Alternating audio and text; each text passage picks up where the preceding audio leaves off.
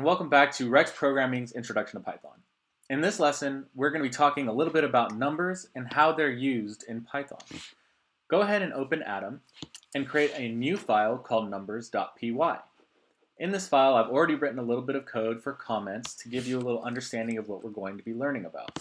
This program is to learn about integers and floats. Integers are whole numbers.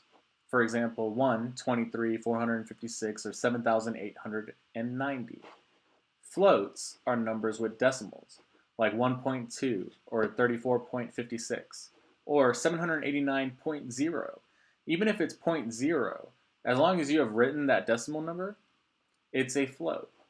And so let me show you the difference, and let me show you how to check what type your variable is in case you're unsure in the future.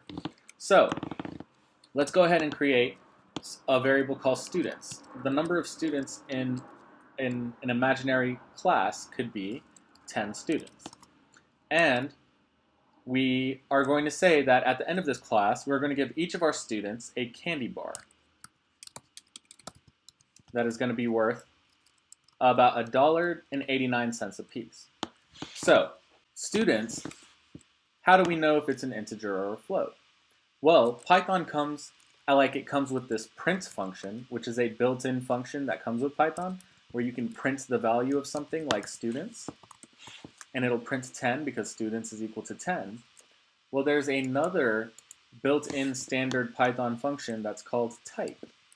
And you can put type inside anything and put any variable inside type. And type will reveal what type of variable it is. So let's check this out. If I print type students, it's going to come back with the integer type because this has no decimal. So Python is recognizing this as an integer. Well, let's try the same thing with candy.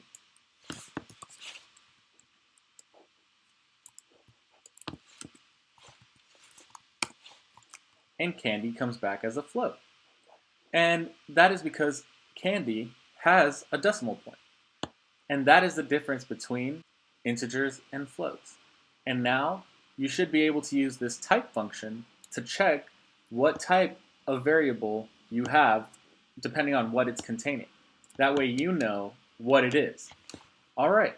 Well, congratulations. That's your lesson for today. I'll see you in the next video.